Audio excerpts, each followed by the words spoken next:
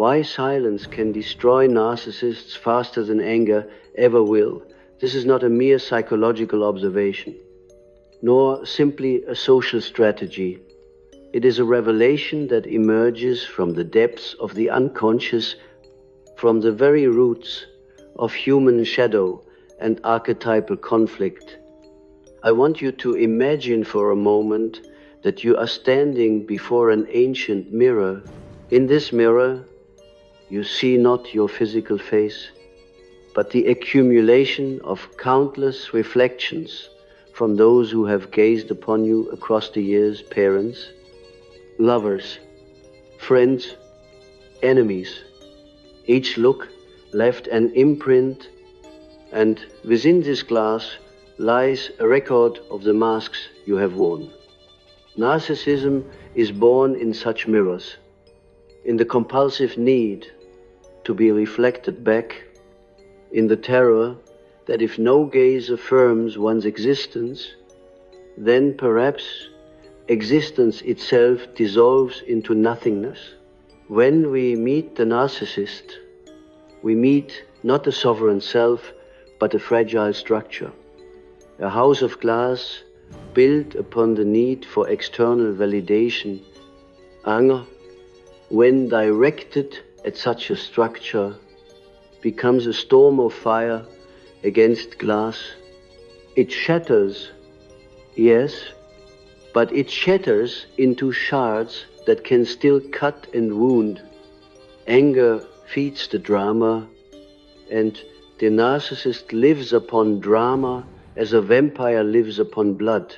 Every shout, every accusation, every confrontation is absorbed into their narrative that they are significant enough to provoke such energy. The narcissist may feel attacked, but they also feel confirmed. They matter because they have drawn your fire, but silence, that is another matter altogether. Silence is the abyss that refuses to feed their craving. Silence is the withdrawal of the mirror.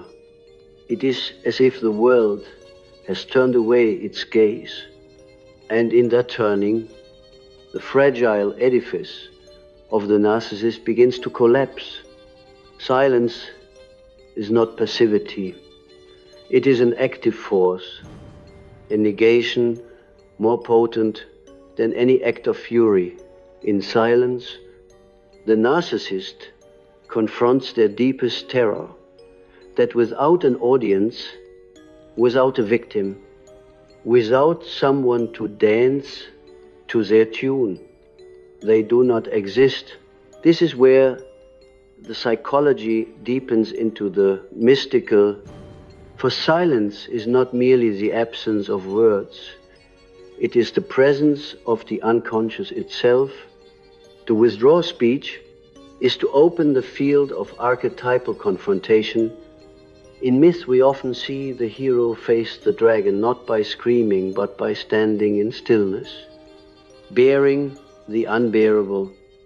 Silence is the sword that is invisible, yet it pierces deeper than any visible weapon. When you meet the narcissist's manipulations with silence, you place before them the abyss of their own unacknowledged void. Think of the dreams that come when a person is tormented by narcissistic entanglements. They dream of endless chatter, of voices that demand attention, of mirrors that stretch into infinity. Then, suddenly, in the dream, there comes a moment where the dreamer cannot speak. Their mouth is sealed, or the room falls into a hush. At first, terror recess, because silence feels like paralysis. But then the dream shifts, and in that silence, a deeper truth emerges. The voices have no substance. They dissolve when they are not answered.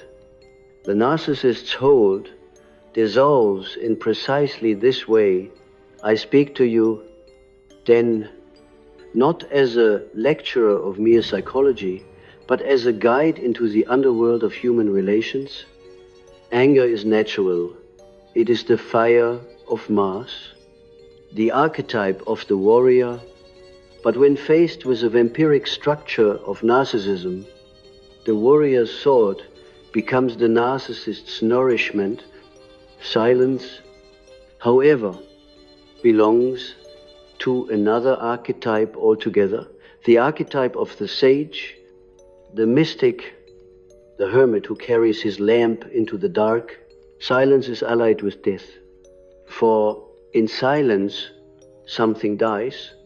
The illusion that the narcissist is the center of your world, and when this illusion dies, the narcissist faces the unbearable truth that they have no true center within themselves.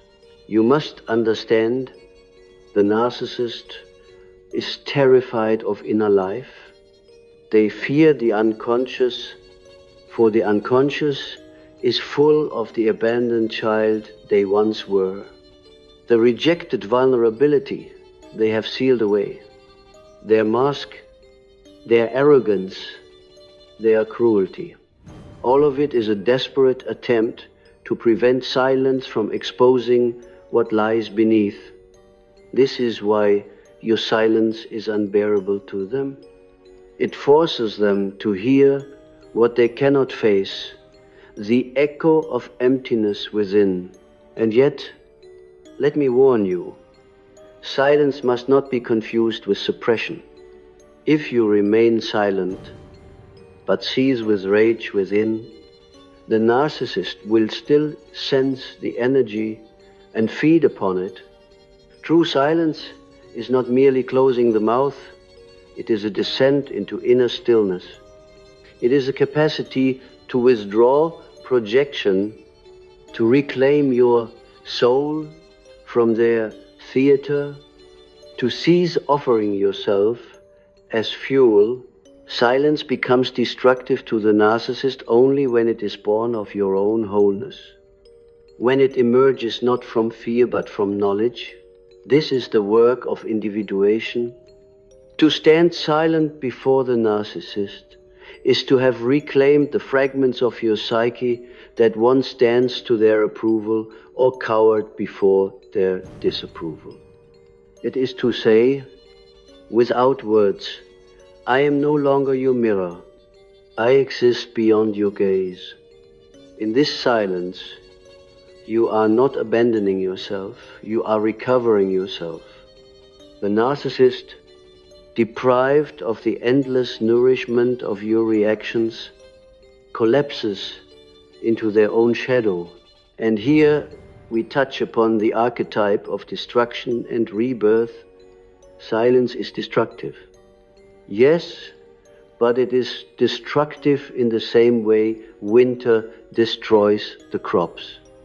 It clears the field so that something new may grow. When you withdraw anger and enter silence, you plant the seed of transformation within yourself.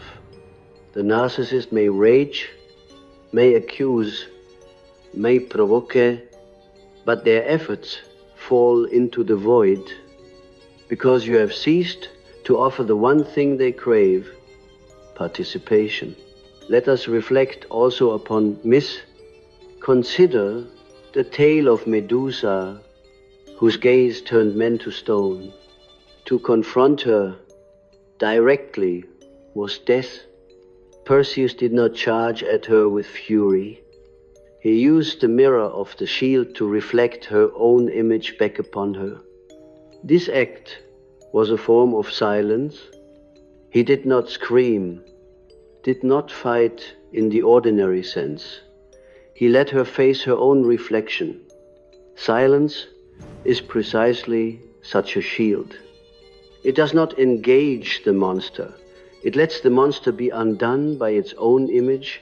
In dreams, silence often comes as the motif of snow falling over a chaotic city, or as the sudden hush after a storm. It is uncanny, because silence confronts us with what lies beneath all the noise. For the narcissist, this is unbearable. Their identity is noise, conflict, performance. Silence unmasks them, and the unmasking is destruction. For the mask cannot survive without the play. I want you to feel this deeply.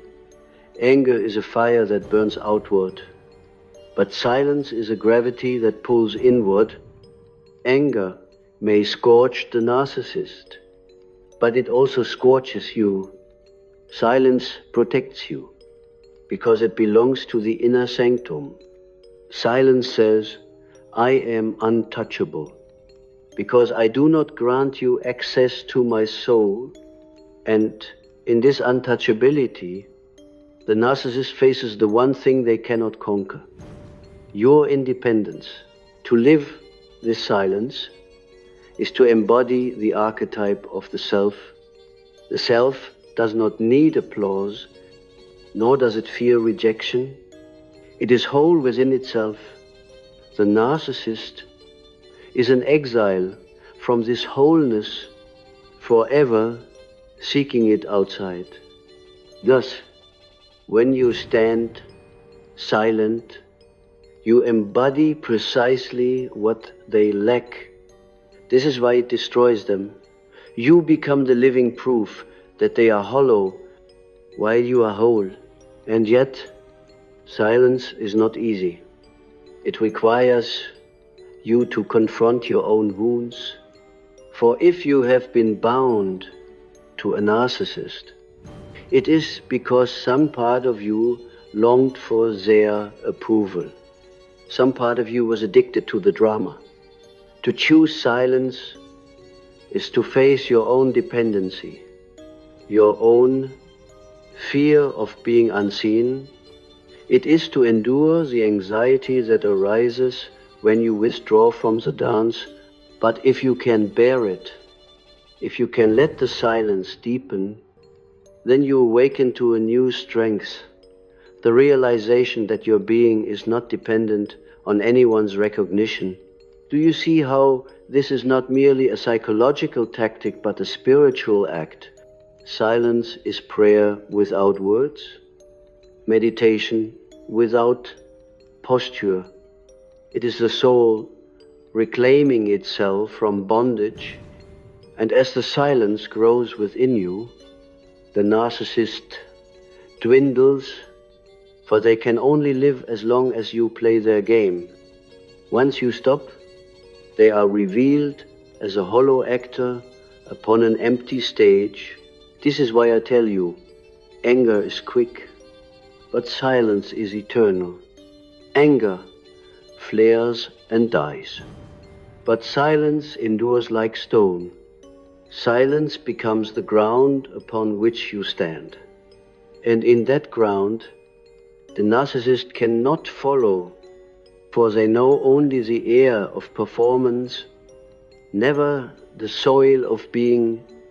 Your silence is their destruction, not because you sought revenge, but because you chose to live in truth. When we speak of silence, we do not speak of a tactic for manipulation, nor of some convenient retreat from conflict. Silence is not the coward's weapon. It is the soul's invocation of a deeper law. To embrace silence before the narcissist is to step into the archetypal field where words dissolve and energies speak. For all human beings, beneath their masks, are trembling energies, currents of fear, longing, rage, and despair.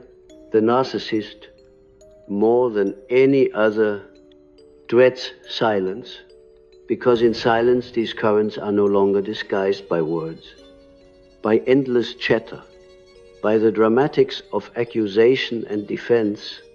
Silence unmasks the raw presence of psyche. It is striking to observe that in countless myths across cultures, The moment of transformation comes not when the hero speaks, but when the hero becomes still. The Buddha did not argue with Mara. He sat beneath the Bodhi tree in profound silence. Christ did not plead before Pilate. He stood in silence, and his silence spoke louder than any defense. These moments are eternal testimonies to the power of silence, not as emptiness, but as fullness beyond words. To live this way before a narcissist is to embody a wisdom older than civilization, anger. Though cathartic, binds us to the adversary. Every time we rage, we are tethered by the chain of reaction, but silence severs the tether. When you no longer respond, when your face no longer reflects their performance, the narcissist confronts the vacuum they have always feared, and what emerges from that vacuum is their own shadow. The silence you embody forces them to see what they have buried. They may rage louder, accuse with greater ferocity, lash out with even crueler words. But all of this is a frantic attempt to fill the silence, for silence reveals the truth that they are not sustained by their own soul, but by the borrowed energy of others. This is why silence destroys faster than anger ever could. Anger is part of the narcissist's script. They know how to turn your fury into their stage. They know how to paint themselves as the misunderstood victim, the embattled hero, or the wounded child. Anger feeds their archetypal narrative. But silence is the page torn from the book. It is a refusal of the story. They cannot act without an audience, and your silence removes the stage upon which they survive. Imagine for a moment the archetype of the vampire in countless tales. The vampire requires blood, your life force, to continue. Anger is still blood. Even if you offer it in fury, it is energy. It is life. But silence is the withdrawal of blood, the sealing of your veins. The vampire collapses not because you fought, but because you ceased to feed. This is why silence is not passive. It is an act of supreme self-possession. Yet, I must emphasize again, this silence is not repression. It is not the bitterness of words swallowed, festering within the chest. That silence is poisoned, and the narcissist will sense the hidden current and exploit it. The silence I speak of is luminous, born from the recognition that your being is not in their hands. It is the silence of the sage who knows that words are unnecessary when truth is already present. Let us descend deeper into dream symbols, for the unconscious reveals more vividly what the conscious mind resists. In the dreams of those trapped in narcissistic webs, I often found recurring images, crowded theaters where the dreamer was forced to watch a performance, endless parties where the dreamer tried desperately to speak but no one heard, carnival masks that multiplied until the dreamer no longer knew which face was real. But in the most transformative dreams, there came a moment of silence, sometimes symbolized by a sudden snowfall, sometimes by a room where every voice ceased, sometimes by the dreamer themselves losing the capacity to speak. Though frightening, these dreams pointed to liberation. For in the cessation of speech, the dreamer ceased to play the narcissist's game. They were confronted with themselves, and from that confrontation, a new strength was born. This is the essence of individuation. To withdraw into silence is to withdraw projections, to reclaim the fragments of the soul that were invested in another's drama. Individuation requires that you no longer seek your image in someone else's eyes. The narcissist is merely the distorted mirror that tempts you to believe your value lies in their reflection. Silence shatters this illusion.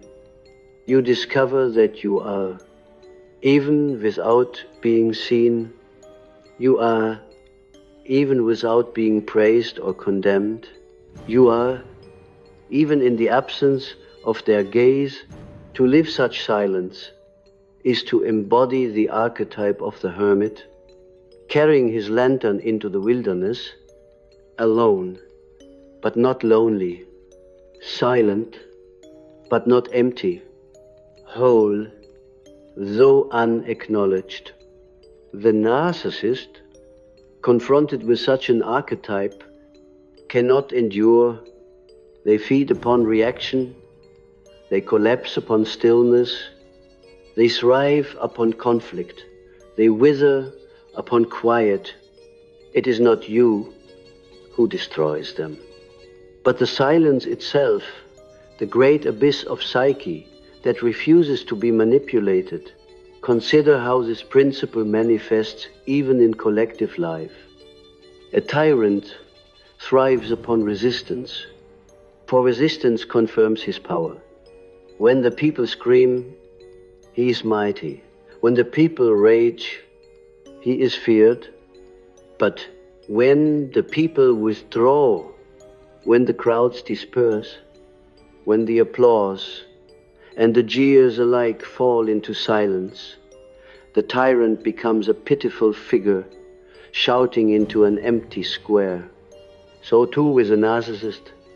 Their dominion exists only within the theater of your engagement. Withdraw, and the dominion is gone. But I must prepare you. Silence is not comfortable. It will test you. You will feel the pull to defend yourself, to explain, to retaliate, to cry out against injustice. The narcissist will provoke this instinct, for they know that your silence is death to them. They will accuse you of cruelty, of indifference, of cowardice. They will attempt to shame you back into their script.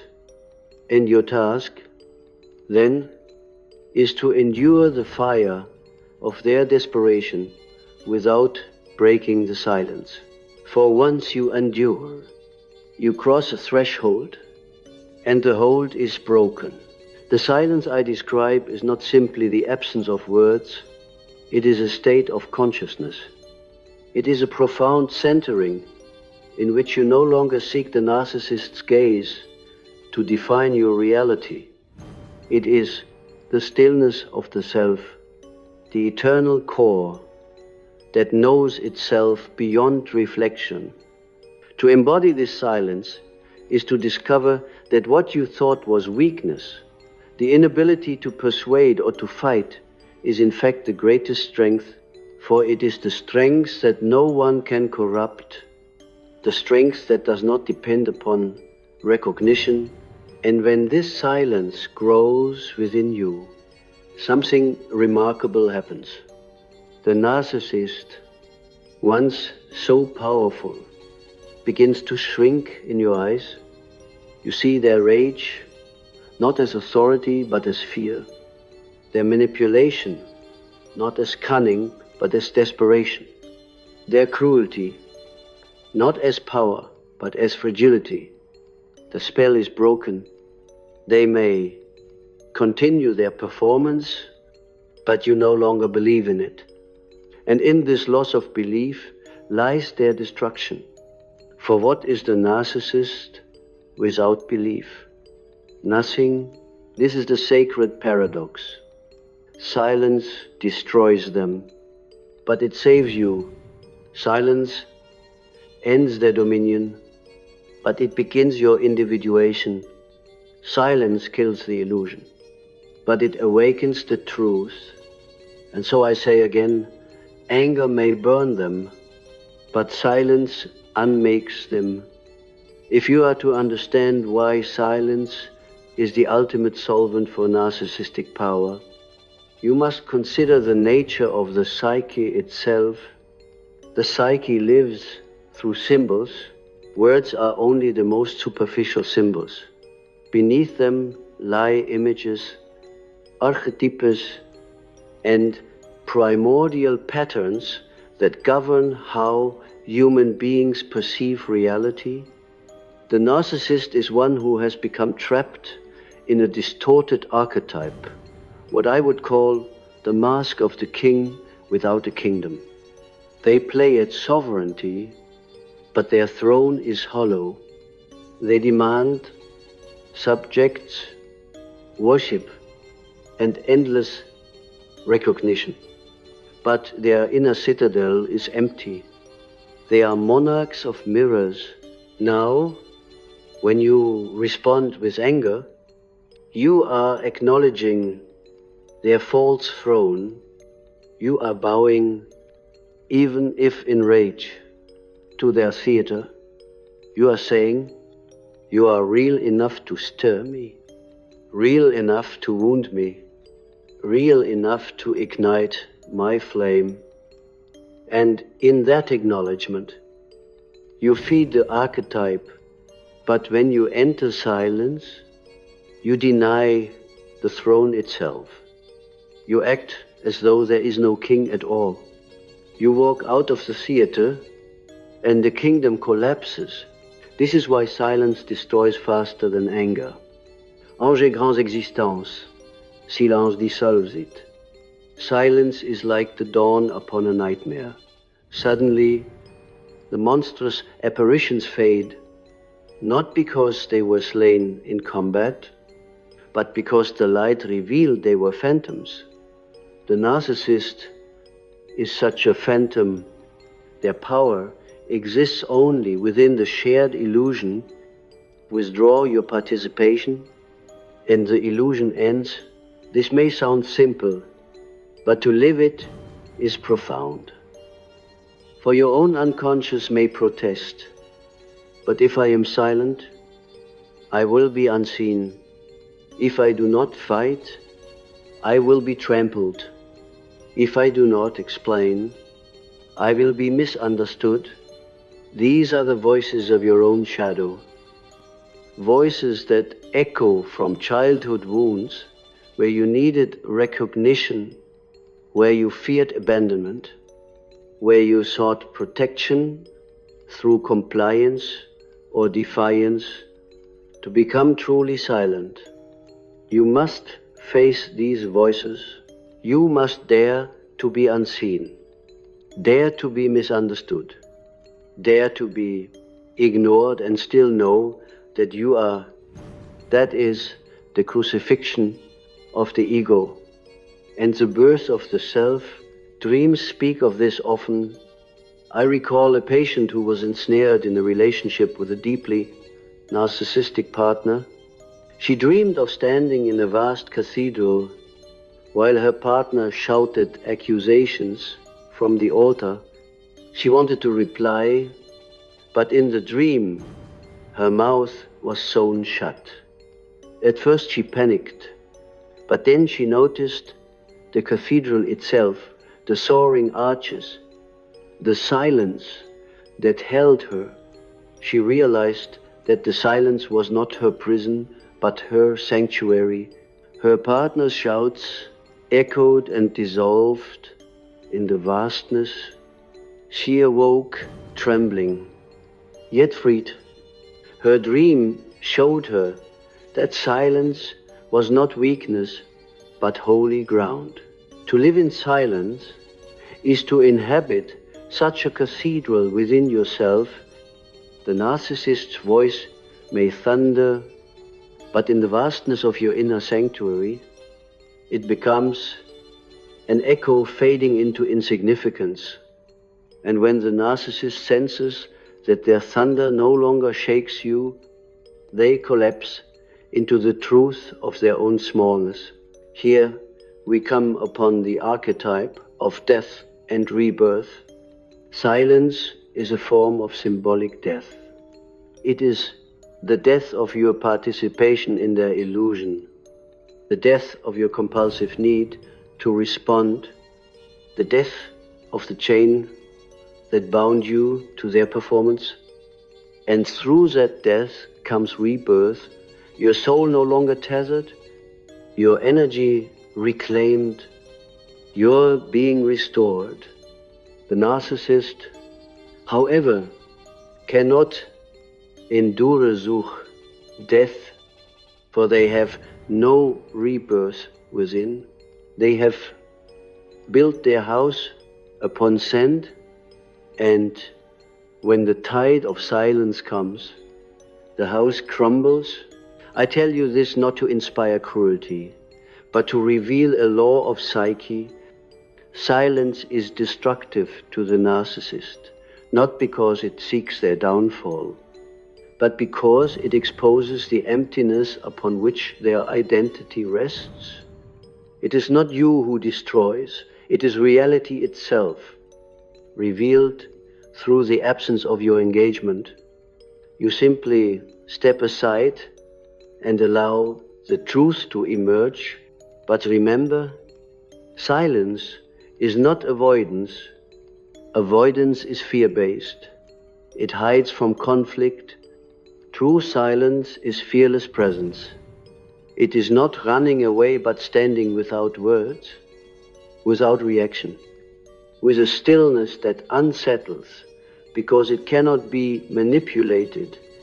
Avoidance says, I am too weak to respond. Silence says, I no longer need to respond. The difference is everything. In the mystical tradition, silence has always been the path to truth.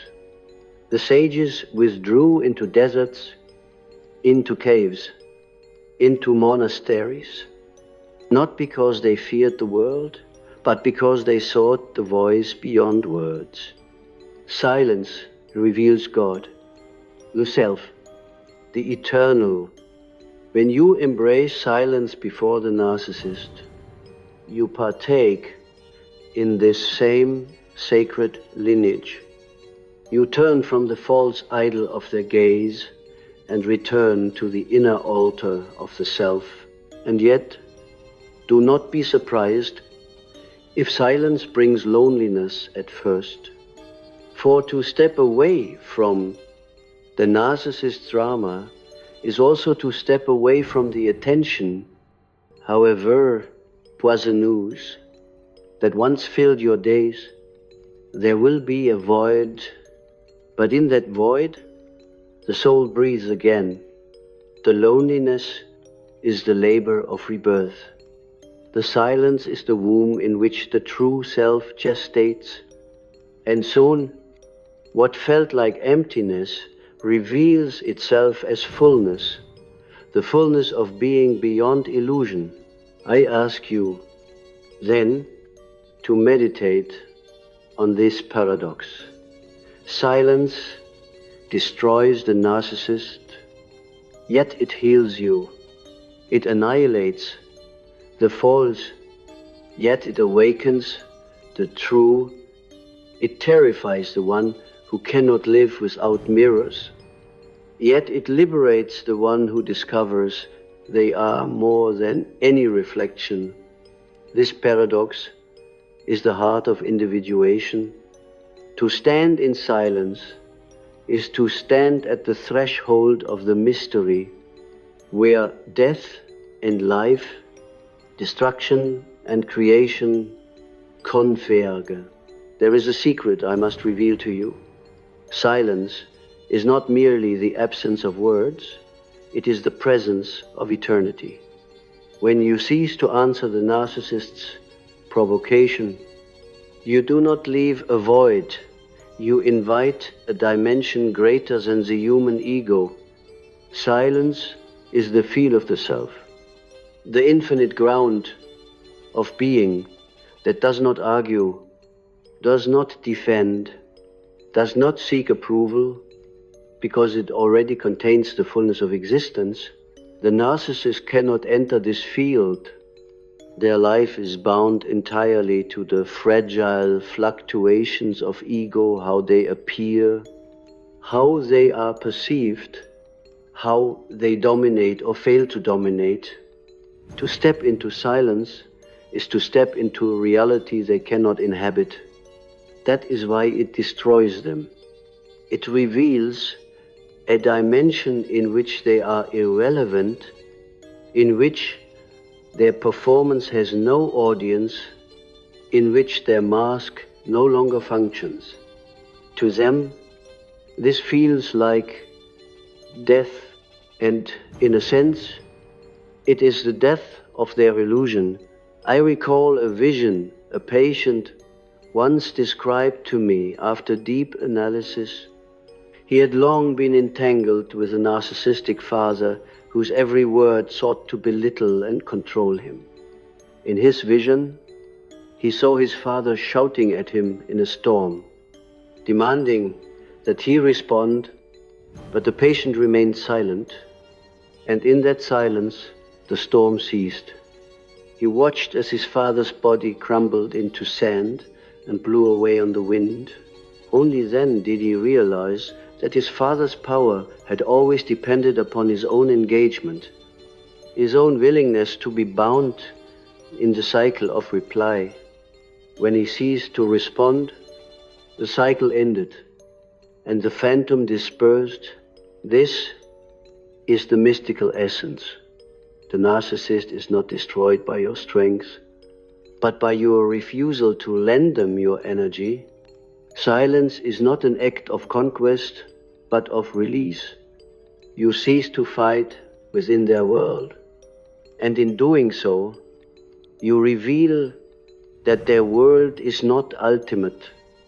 It is illusion, but I must remind you, to live this silence, you must first descend into yourself. You must confront the parts of your own psyche that crave attention, that fear being unseen, that cling to the narcissist. Even in suffering, silence is unbearable unless you have made peace with your own shadow. That is why so many fail to sustain it. They grow restless. They break, they speak, because the silence awakens their own wounds. Yet if you endure, the silence heals. Consider the symbol of the desert. In myth, the desert is a place of testing. The Israelites wandered 40 years in silence, stripped of the noise of Egypt, stripped of their illusions, confronted only with themselves and their God. Christ entered the desert for 40 days, facing temptation not with arguments but with the silence of inner strength. In the desert of silence, the narcissist cannot follow you. They will call, they will rage, they will tempt, but they cannot endure the vast emptiness where your soul learns to rely on its own center. The unconscious knows this truth. In the dreams of those who finally free themselves, silence often appears as a river flowing without sound, or as snow covering the earth, or as a vast starry sky where words are meaningless. These images are not emptiness, they are fullness. They symbolize the psyche's recognition that beyond noise lies a deeper presence. To embrace this presence is to embrace the self, the divine within the eternal ground of who you are, The narcissist is terrified of this presence because it reveals their hollowness. They have no self, only ego. They have no inner fullness, only borrowed energy. And so when you embody silence, you become a mirror of what they lack. It is not your words that wound them, but your being. They sense in your silence a reality that exposes their unreality. This is why I say, silence is not merely strategic, it is archetypal. It belongs to the mysteries of psyche and spirit. Anger belongs to the warrior, but silence belongs to the mystic. And when you embody the mystic before the narcissist, their weapons fall powerless. They cannot wound what does not engage. They cannot control what does not reply. They cannot dominate what is beyond their stage. Yet, you must not romanticize silence as easy. It will demand courage greater than any battle. For in silence, you will face not only the narcissist's desperation, but also your own. You will hear the voices within that beg you to defend yourself, to prove yourself, to be seen. These voices are old. They are the echoes of childhood wounds, of forgotten cries for love, of unmet needs. Silence will summon them. But if you endure, if you allow those voices to pass without breaking your stillness, you will discover a treasure, the realization that you no longer need to be seen by them in order to exist. And then the silence is no longer heavy. It becomes light, luminous, sacred. You carry it like a lamp, and in that light, the narcissist shrinks into a shadow without substance. You do not need to destroy them. They dissolve in the brightness of your presence. So I tell you again, silence is not absence. It is the deepest presence.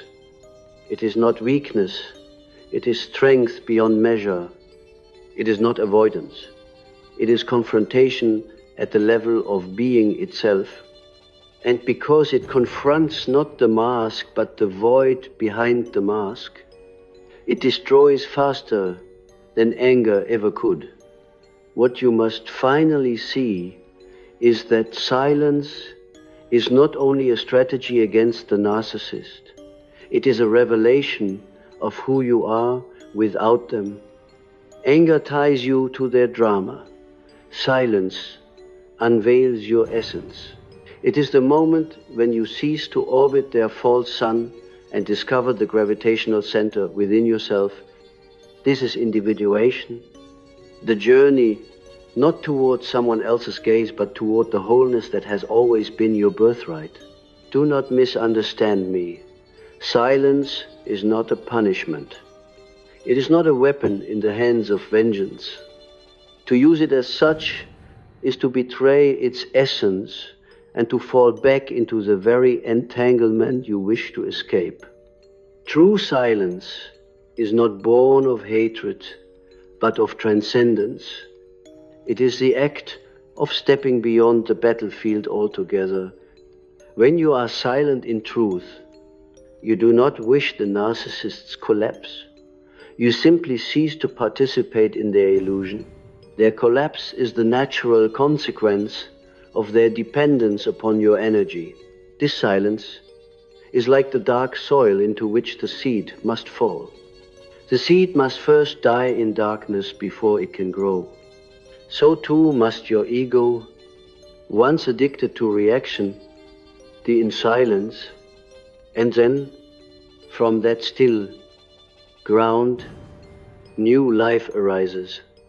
You begin to see not only the narcissists for what they are, but also yourself for what you are, no longer a pawn in their game, no longer a mirror for their vanity.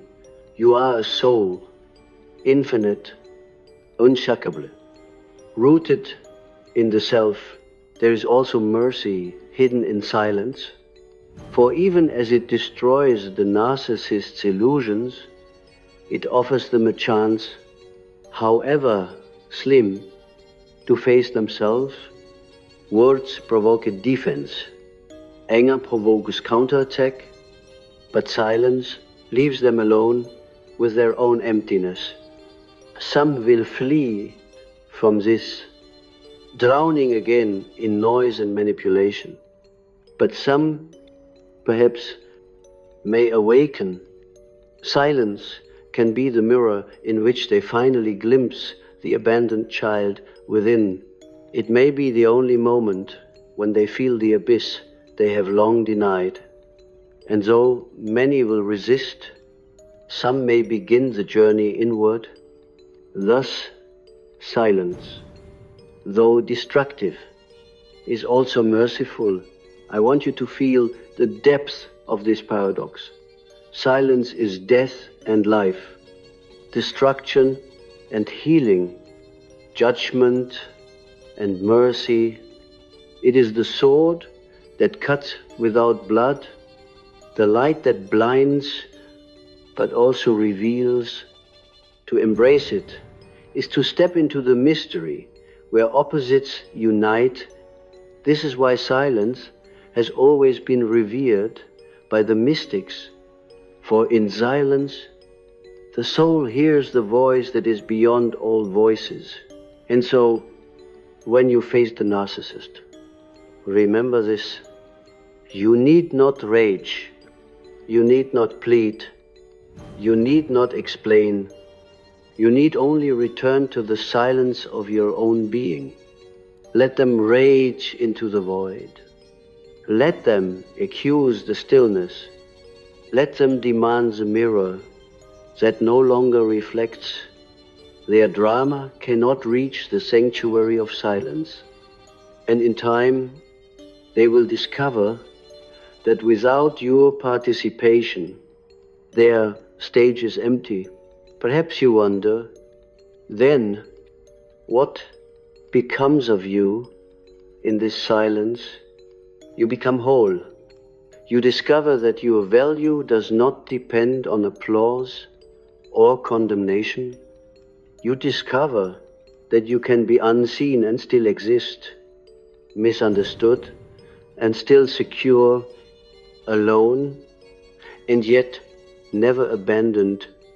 This is the gift of silence. It reveals that you are eternal while their mask is passing.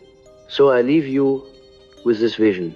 You stand before the narcissist who throws their words like arrows, who performs their theater of control, but you are silent, not from fear, but from fullness. You are like a mountain immovable, vast, serene. Their arrows break upon the stone, their cries vanish into the wind, and in your silence you are free. Remember then that silence is not emptiness but eternity. It destroys, not because it hates, but because it reveals. It unmasks the false and awakens the true. It ends their dominion and begins your liberation. And so, I tell you once more, silence can destroy narcissists faster than anger ever will, because silence is the presence of the self, and the self is untouchable.